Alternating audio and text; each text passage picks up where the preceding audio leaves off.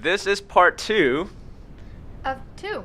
of two. Part two of two. The good and bad of running a jewelry business, an online jewelry business. Yes. Right? And So, if you haven't checked out part one yet, Right. it's going to be available in the eye if you're watching on YouTube, Mhm. or down below in the description section. right. And if you're listening to the podcast, it's the previous episode. Okay, so I'm going to get right into it.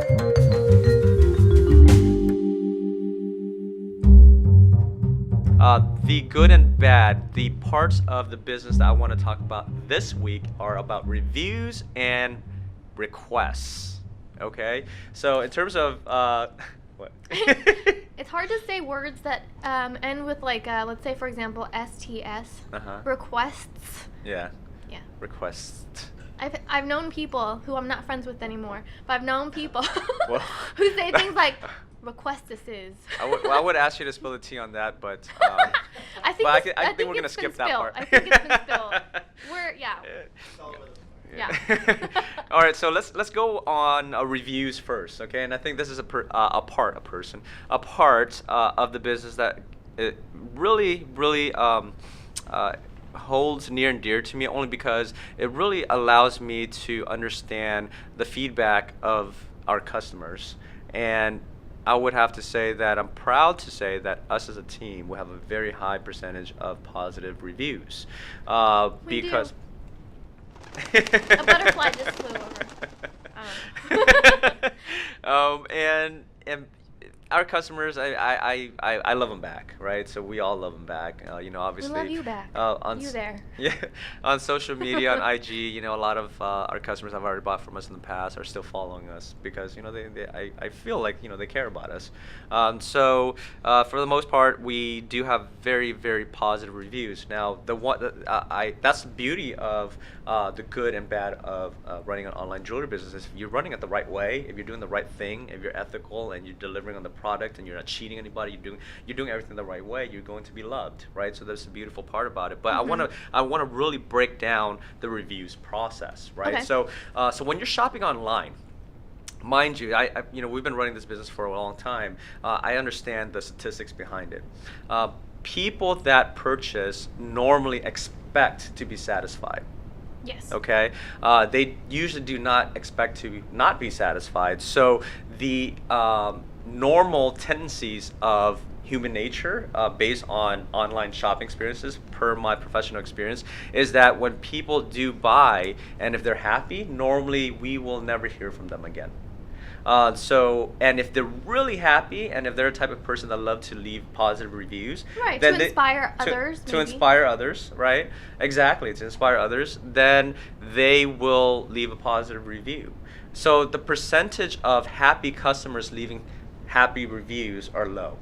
So if you're following a company and you know they're legitimate, obviously there are fake reviews out there. So be very careful with that, especially for companies that just started out and out of nowhere they have like 10,000 reviews. That's very questionable. Okay, so Yes. but that's a totally different episode altogether. But if you are going to take a look at a company that you've been following a while and you know they're a legitimate company that's been around, if they have a couple of hundred reviews, more than likely they've served tens of thousands of people. If they've have a tens to 100 reviews or so, then more than likely they've served thousands of people, right? Because a small percentage of people leave a positive review. Yes. Now the opposite is also true. I mean, the opposite is actually the reverse. People do not usually expect to be dissatisfied. So when they are dissatisfied, the chances of them wanting to leave a negative review is higher. So which is unfortunate, right? Because if you're willing to say bad things about a company, since we're spilling tea on the good and bad, if you're willing to say the bad things about a company, then you should also, I believe, take the same amount of effort to also say the good things about the companies that you actually enjoy. Yes. But it's unfortunate that it is truly the case that when a customer is not satisfied, the chance of them leaving a bad review is way higher. So, in other words, if you've seen a company, let's just say, that has 500 positive reviews and maybe 10 negative reviews, chances of that 500 reviews served 10,000 happy customers. Yes. But you only receive 500 positive reviews. Versus the 10 negative reviews, chances are that out of those 10,000 customers, there may be 30 unsatisfied customers, but 10 of those 30 left a negative review. So it's an unfair distribution, and it's not a true allocation of overall reviews because of the way the human psyche works. Right, and I think you mentioned this to me off camera, but you were mentioning how one bad experience or claim that takes maybe 5 minutes to write up can ruin a business that took a lifetime to build. Yeah, you know, the best analogy that I would like to use would be in the restaurant business and Yelp, right? When Yelp first came out, I thought it was a really neat tool. I still use it till now. Obviously, there are other tools now or different websites that we can reference now when we go out to eat. If you were to travel to a different location, you want to find a restaurant, the best place to use is probably a site like Yelp because other people have been there and so on. Right. The negative side to a website like theirs is that the inclination of people wanting to leave bad reviews. Yes. And if someone is malicious, then, you know, hey, it's unfortunate. I mean, there are people out there that have sacrificed so much to put all their time, savings, energy on the line to take a risk to open their own business. And sometimes it takes them 5 to 10 years to even get it to a healthy business to where they envisioned it 10 years ago. And all it takes is a couple of people that don't think that through. Party poopers. Yeah. Party. It's true. I mean, yeah, these are party poopers that came to ruin the party, right? Yes. So. And you know how. They pooped on it. Yes. Yeah, so. Okay. Just so we're clear. I don't know. Yeah, we're very clear. We got Brian clapping in the back. Thanks. And I like to use the restaurant analogy only because, you know, sometimes, hey, you know, sometimes you go to a restaurant, let's just say you ordered a burger or something, you end up finding a bug in your burger, and someone takes a picture, posts it on a website like Yelp, and basically says, I will never come back here again because there was a fly in my burger, right? Right. Yet, the 50 times that they went before that, they never left a positive review for that business, and they've eaten there 50 times before. Right, yeah. So my question to a situation like that is, first of all, as a consumer, I am not a type of person that likes to leave negative reviews because I don't like to hurt businesses, right? So if I don't like it, I'll never come back, right? That's me personally. But let me ask an honest question, right? Have you ever been in your own kitchen or have you ever been in a family member's kitchen or a friend's kitchen where on a hot summer day there are flies flying around? Yeah. Or on a day where, you know, sometimes someone made It's food nature, that's what happens. there may be a bug. So if it happened in your own house, the chances of it happening in a restaurant can happen. Cut that person some slack. Right? Yes. Because that one review may potentially reduce that company or that restaurant's future business by tenfold. Because all of these people are like, oh, there's a fly in that burger. We're never going there ever again. And what if maybe it snuck in there after you were served the burger by said restaurant, and they had nothing to do with the fly flying in there and not being able to check it. Right. And it's you know, it hurts me. It really does. It hurts me. I'm sorry. It does because, like I said, this company may have taken 5 to 10 years to build, to finally be able to support their lifestyle and their business and their families and their children and so on. And all it takes is a couple of people bad-mouthing them because of an unfortunate day. Yes. By circumstances of nature that may ruin their lives. So it's extremely important that people, I would recommend that people should consider what they're doing and the repercussions of that, right? So, and Brian, when I was talking about this earlier, Brian, one of our people that work in our media team, he mentioned that Anthony Bourdain, I had no clue, actually mentioned something like this. So we'll definitely share that clip right now. There's really no worse or lower human being than an elite Yelper. They're universally loathed by chefs everywhere. They're the very picture of entitled, you know, negative energy. So there you go. So I hope you guys saw what Anthony Bourdain said, and he clearly states exactly what I had mentioned because he's a chef. He understands. Yes. He understands what it takes to run a business and run a restaurant.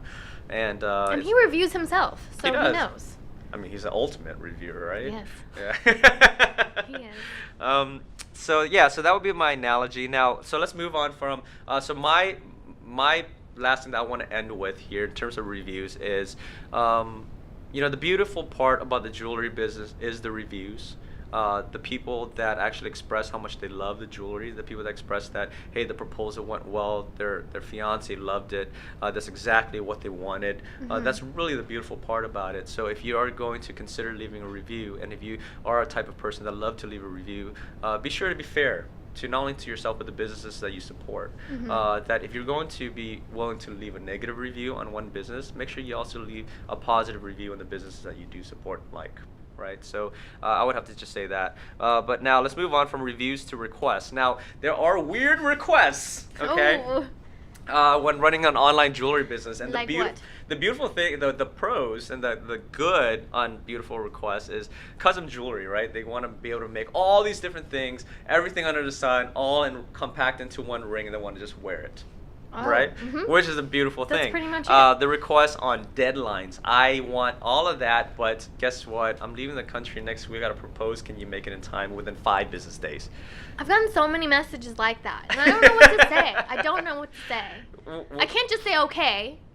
And but you know what, the thing about that is, I feel like I love that stuff, right? Yeah. I see that as a good thing in the business, because if for companies that know what they're doing, a lot of times we can deliver on those type of things, especially if they're ready right now to make the decision now, right? Yes. So those are the good things, because I love making specialty pieces for people that know exactly what they want and have a deadline so that they can propose and share the beautiful story with us. Yes.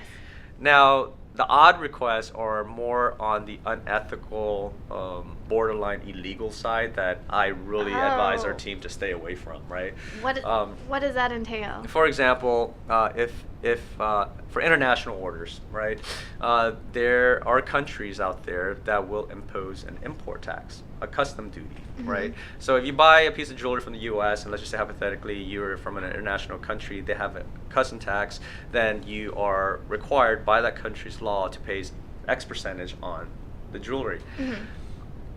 One loophole, if you would call it a loophole, to get around that is if you ship it and mark it as a gift. Gifts are duty-free, apparently, right?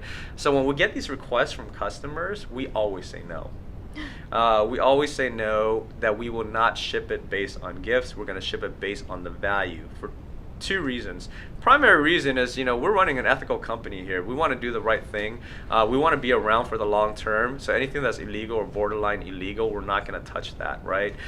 We want to, make sure we continue to make beautiful jewelry for people forever. And taking shortcuts is never the right way. Your shortcut's going to be your way out of the business. I would have to say that. No. Now, the second reason too is, when we do ship, we want to make sure we ensure the full value. Marking it as a gift devalues it, and if it's lost or stolen, then it's pretty much gone. Now you can't insure it based on the value of the gift. Now, and we've had, needless to say, we've had many customers reach out to us and say, well, A, B, and C company is willing to do that. But they're also going to A, B, and C their way out of the business pretty soon if they get caught, right? So that is called peer pressure, and I will have none of it. Okay. So I won't touch that. So anytime our sales or jewelry consultants will come to me and say, hey, this is the request we got, I don't know what to do, I will always advise them, say, this is what we do, this is what we stand for, this is what we pride ourselves in. If you are willing to pay that duty to wear a piece of Fire and Brilliance jewelry, then more power to you, because we will make it based on the quality standards and what you're asking for, but we won't break the law for it. Yeah. We want to be around, right? So we keep ourselves pretty transparent when it comes to that. Transparency is key, especially in today's world. And people see, from either perspective, from either those ABC companies or from us, how the business is run based on what you say, based on what you stand by. And just kind of like branching off from that, like I work on the ads, I work on the marketing. For F&B, and I see all the time, sometimes we'll be spending our love, our effort, our time into creating this beautiful thing that you can see visually on your screen. It's interactive and all this other stuff, and then we get some other company or competition type of comments like, hey, like, you should, buy from us because like we our fans really love it too, and all this other stuff. So it's kind of like a leeching type of comment where they use everything that we've put into wrapping this beautiful gift for somebody and then putting their name on it. Yes. So in short, basically, what Sid is trying to say is we spent X amount of dollars in advertisements. We spent all this energy to create that ad. Yes. We put a budget on that ad, and we have these random businesses that will post what they've done for a customer in the past on our ad because they're not running their own ad. Yeah, sometimes they're popular, sometimes they're not so popular, well-known companies, but either sense. Which is to me very telling. Yeah, telling, and it's I don't know, it's well, that's what I mean by transparency, is that like you can see how a company is like with ethics and how they run their company, and if they have something to be proud of enough where you don't have to steal from another company. Yeah, absolutely. And I think that is definitely what, if you are, I mean, obviously these two episodes, last episode and this episode, is about the good and the bad about the business. Again, these episodes may not be for everybody, especially for the end consumer. This is more or less an episode for the people that have been watching us, that are inspired, because we do get comments of people that are inspired to get into the jewelry business. We do get comments on other businesses that we work with, that they do really love what we're doing with with YouTube and Instagram, and how we're exposing what the jewelry business is about. So this is more to empower and to provide knowledge and value to those people that are already in the business, trying to get in the business, or inspired to be in the business. It ain't easy, but it's possible. Yes, it ain't easy, but it's definitely possible. There's the good and the bad, so definitely consider the bad so that you're mentally, emotionally, and physically ready for these type of scenarios. Prepare because yourself. It will happen. I mean, we're speaking from experience here. For sure. So, with that said, I do want to end on the note. Do you like what we had provided here? If so, leave a comment, hit the like button, let us know what you like, what you don't like, let us know what more you might want to learn about the business, and we may be able to talk about it, right? So we're very big, open-minded, and transparent on what we like to do around here, only because I believe that that's the key to the future of the jewelry business. No way, me too. Yeah? Well, if you also have bought from us and you have not left a review on our Yotpo page, we'll also link that down below or in the eye or wherever you can see and is accessible to you. Just leave a review, your honest opinion, and we'll be forever grateful for it because you're helping out our satisfaction rate so people can actually know to buy from us if you really liked your experience. Right, and just to clarify, in terms of some of our reviews links, these emails are reminded after you purchase the order from us, about 30 to 40 days after the order is placed, so that you can leave a review, but there is an expiration date. So in other words, it will only allow you to X amount of days for you to leave a review. Now, if you bought from us a while back, and if you are interested in providing us with a positive review, then let us know. You could always email us, and then we will have to do a manual upload. Okay. Yeah, and we do Fab Fan features all the time. I feature couples who have bought from us. Yes, and definitely talk about that because a lot of people love to share their stories. And we definitely love to feature So we're not just featuring your experience with us, we're also featuring your love story and how it all came to be. And Sid does a really good job of compiling that together. Thanks. Especially with some quality pictures, some beautiful pictures, engagement pictures, with the stories of how you guys met, how did that happen, and eventually how did you guys fall in love and get proposed. And how you came to choose this specific ring design and all those things, just to inspire those that are looking to do the same thing. Right. So, at the end of the day, I just want to end on a note saying that most people are good, and we do appreciate and love everyone that supported us over the years. 2019 is a new year. We are super excited about this year. Next year is already the turn of the decade, 2020. So we're going to make the best of what we can this year before the new decade. New year, new us. Yay. New year, new us. All right. See ya. Goodbye. Bye.